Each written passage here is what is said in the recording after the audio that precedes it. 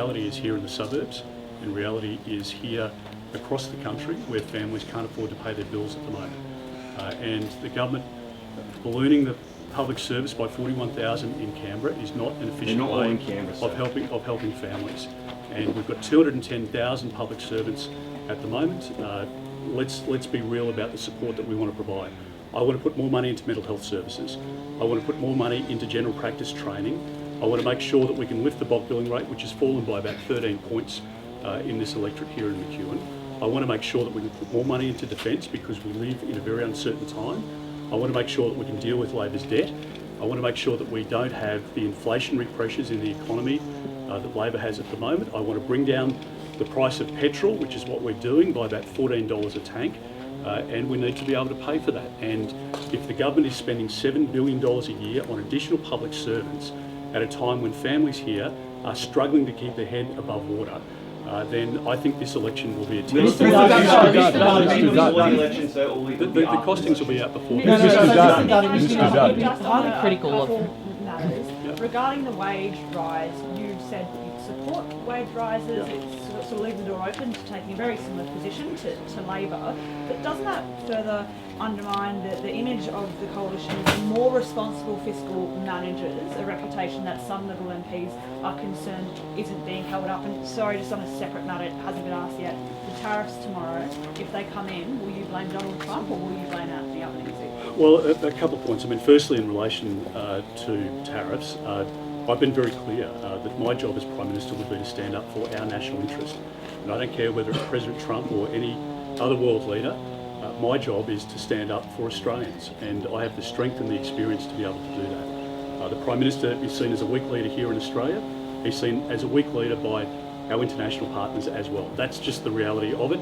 That's the way he conducts himself. So I will make decisions that are in our country's best interests in relation to tariffs or other matters. And I've been very upfront about that when we negotiated with President Biden in relation to the AUKUS submarine deal. We drove a very hard deal for Australia and we achieved a great outcome for our country. The Prime Minister talks about heading off to some roads conference somewhere in Europe, and somehow that's given him status as a world leader. It's farcical. The Prime Minister's demonstrated that he's out of his depth in his job, and I think Australians are experiencing that in their households every day. On wages, just on the wages. Well, on wages again. I mean, the Prime Minister's in search of a fight here. That's what he's doing. Okay, he's trying to politicise what is an independent decision of the Fair Work Commission.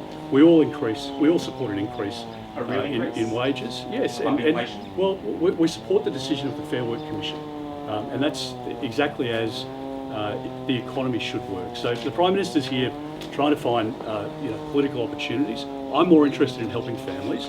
It seems that he's trying to exploit their wages, but his record on wages. Let's have a look at the actuals. The actual fact is that real wages have gone backwards under this government, and that's why he's trying to mask over it as quickly as he can, and families know that in their own budgets. Mr. Dutton. A reader question from Jeff Perry over at Carisbrook, Victoria. Mr. Dutton, will you consider indexing income tax brackets as some of your colleagues have suggested you should? Well, what I'd say to Jeff and to others is that the desire is to cut taxes wherever we can. We've done that in relation to the fuel tax. What I would say to Jeff, though, is that we need to do it responsibly because it comes with a huge price tag, and we have a mess to clean up that Labor's created. Labor has driven up interest rates on 12 occasions. They've put food prices up by 30%, electricity's up by 32%, gas is up by 34%, and if we can bring those prices down, that will relieve pressure for households. Is indexing responsible? Well, there are different ways in which you can provide support, but you need to be able to pay for it. And there are some measures that are on the table, including indexing, which cost many billions of dollars a year, and that's the financial reality. So we will always be the party of fairer, simpler taxes, and we've demonstrated that in government. We've been responsible in opposition, and at the next election, it will be a choice for Australians about whether you can afford 3 more years of Labor and who do you trust to manage the economy. And I think we've got the runs on the board as a party, in government, in opposition, to hold the bad government to account when it comes to the economy and to make sure that we can support families. Mr. Dutton, you're not taking any income tax cuts to this election. You've long been a proponent of removing the 37% tax bracket. Can you say, under your Prime Ministership, when would the budget be in a state to remove the 37% bracket, or is that more of a second-term proposition? Well, I just want us to deal with the reality of today. The government, in its budget papers, projects $1.2 trillion of debt. So the difficulty is that every dollar the government's spending at the moment is being added to the debt bill, and then there's interest to be paid on that bill, which means that you've got less money to spend on roads and to provide support to families. So you need to get the balance right. What Labor governments will always do is tax and spend, and the Prime Minister has 70 cents per day as a tax cut, which is going to cost about $17 billion, and it doesn't start for 15 months. It shows how out of touch he is, and he builds in that recurrent cost into that structural spend into the budget. Now, we have said to the Australian people, we want to manage the economy well, we want to make sure that we live within our means and make sure that we have a simpler, fairer tax system. And that's why we're looking for inefficiencies in the budget that we believe that we've identified through an expansion of the public service at 3 times the rate that Labor had under Julia Gillard and Kevin Rudd. And I want to make sure that we can afford to provide the services, and that's the decision. Mr. Dutton, this morning on radio you said that maybe there's a way for us to improve dentistry there. Is that how we should go? No, well, again, I was asked the question about dental, which I think is a reasonable ask, but again, it comes at the cost of many billions of dollars. And the point that I made on radio this morning is that there are, I think, some programs already that provide support, and I'm sure people would like to see dental on Medicare, but it's not affordable, and that much is obvious when you've got a government that has thrust us into $1.2 trillion worth of debt, which is Labor's legacy.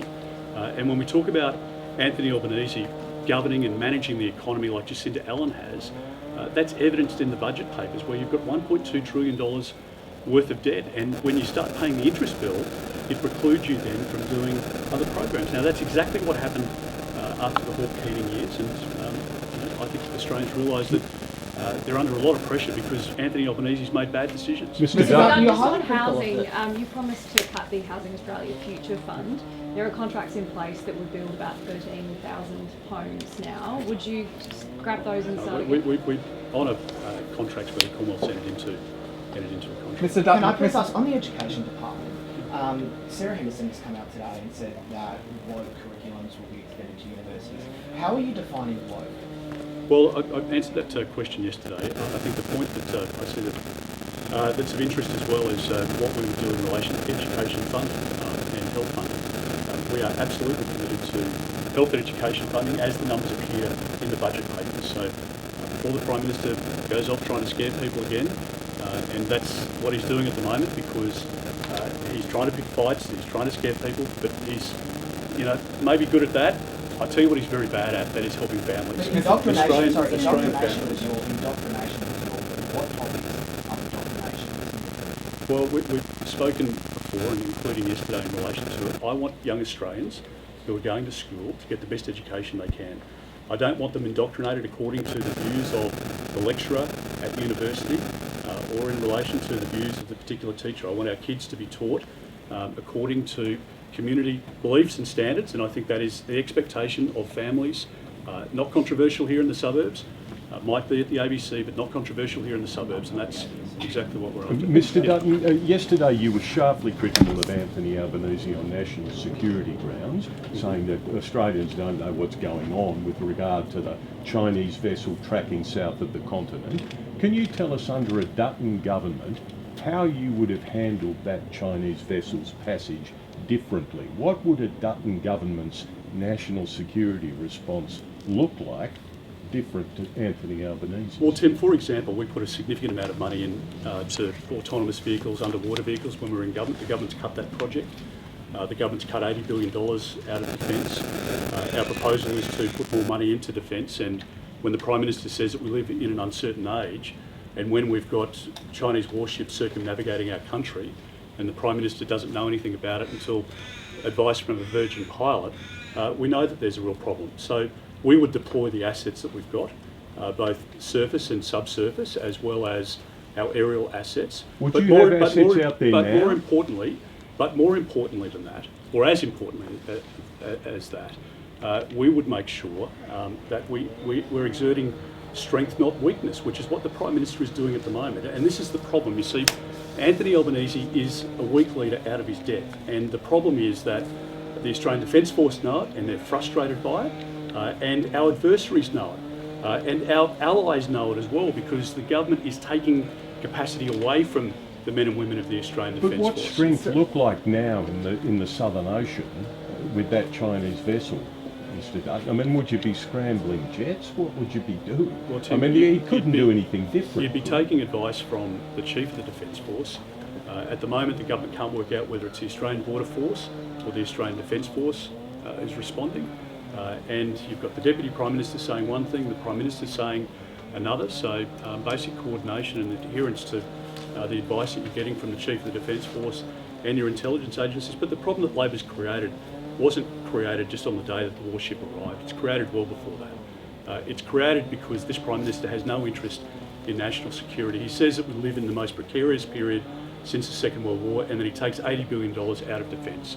And that's the problem the Prime Minister's got. It's of his own making, and our country is less safe and secure now because we've got a part-time Prime Minister when it comes to national security. Mr. Dutton, would you seek to cut funding from the ABC, and where do you think efficiencies could be found? Is it Radio National? Is it news? Where would you be looking? Well, I had the pleasure of talking to Raph on ABC Radio this morning, and always enjoy going on his program and other ABC programs. And I made the point there that where Australians are working their guts out at the moment, harder and harder every day for every dollar, they want to make sure that their taxpayers' money is being spent efficiently. And there's no money at the ABC without families here, as we look around, paying their taxes and funding the ABC. So we want to make sure that the money is being spent efficiently, and that we're rewarding excellence at the same time. There are some amazing programs. You referenced part of them, or part of the function of the ABC, which do a great job in regional areas. We're out in Western Queensland, as you know, looking at what was happening in that part of the world, and